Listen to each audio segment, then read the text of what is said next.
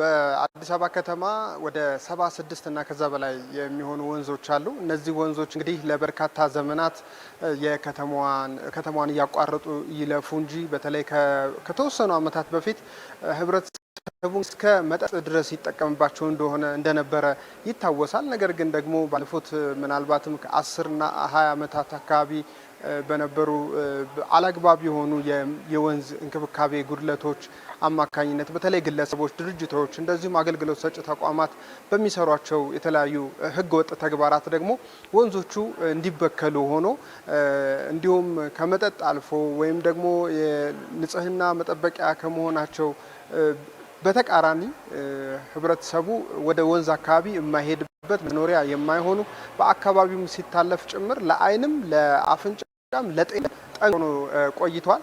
እንግዲህ የአዲስ አበባ ከተማ አስተዳደር በተለይ ስማርት ሲቲን አዲስ አበባን ስማርት ለማድረግ በሚያደርገው ጥረት በተለይ ደግሞ በአፍሪካ በዓለም ተወዳዳሪ የሆነች መዲና እንድትሆን እየተሰሩ ያሉ ስራዎች አሉ። በርካታ ስራዎች ከነዚህ መካከል እንግዲህ ቀደም ብለህ የጠቀስከው የኮሪደር ልማት ስራ አንዱ ነው። የኮሪደር ልማት ስራ ጎን ለጎን ደግሞ የወንዝ ልማት ስራዎች በእነዚህ ባሉ ወደ 70 ምናምን ወንዞች እነዚህም በማስተሳሰር ንጽህናው የጠበቀ በተለይ ለከተማዋ ገጽታ የሚመጥን እንዲሆኑ በማድረግ በኩል በርካታ በጀት ተመድቦ በርካታ ስራዎች እየተሰሩ እንደሆነ ይታወቃል።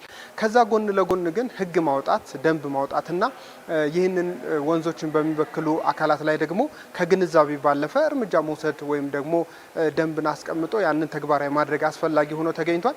በዚህም መሰረት እንግዲህ የአዲስ አበባ ደንብ ማስከበር ባለስልጣን ደንብ ቁጥር 180/2017ን ተግባራዊ አድርጓል። በዚህም እንግዲህ በትላንትናው ዕለት ብቻ ወደ 2 ሚሊዮን ብር ገደማ ነው ከነዚህ ድርጅቶች በዚህ ደንቡን በመተላለፋቸው ለቅጣት የተዳረጉት። ከዛም በፊት የተለያዩ አካላት ለቅጣት ተዳርገዋል። ነገር ግን ከዛ ባለፈ ግንዛቤ ስራዎች ቀደም ብሎም ሲሰሩ ነበረ። ዛሬ ደግሞ በዋናነት ትኩረቱን ያደረገው የአገልግሎት ሰጪ ተቋማትና ድርጅቶች በተለይም ደግሞ አምራች ኢንዱስትሪው ላይ ያሉ ተቋማትና ግለሰቦች በተለይ በዚህ ህግ ላይ በዚህ ደንብ ላይ ምን ግንዛቤ ያላቸው፣ እንዴትስ አድርገው የከተማዋን ወንዞች መጠበቅ አለባቸው በሚለው ጉዳይ ላይ ነው። እንግዲህ ደንቡ ይህንን አካቷል። እናንተ ደግሞ ይህንን ኃላፊነታችሁን ተወጡ።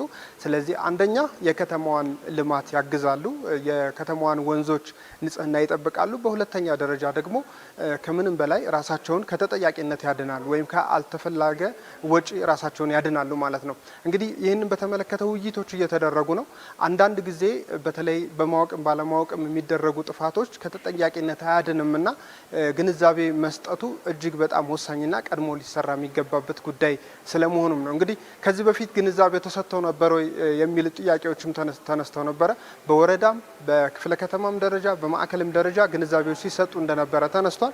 አሁንም ደግሞ በዋናነት በተለይ ይሄ እነዚህ አገልግሎት ሰጪና አምራች የሆኑ ተቋማት ደግሞ ይህንን በማሳካት ረገድ ከዚህ በፊትም ተሰጥቷል። ነገር ግን አሁንም ጥፋት ውስጥ የሚገኙ አገልግሎት ሰጪ ተቋማት አሉ፣ አምራች ተቋማት አሉ። ስለዚህም ይህንን ከዚህ ቅጣት ለመዳን ትኩረት አድርገው መስራት እንዳለባቸው ነው በዋናነት መድረኩ እያነሳ ያለው። እንግዲህ በዚህ በመድረክ ላይ አሁንም በተለይ ወንዝ አካባቢ ያሉ ግለሰቦች አሉ፣ ነዋሪዎች አሉ።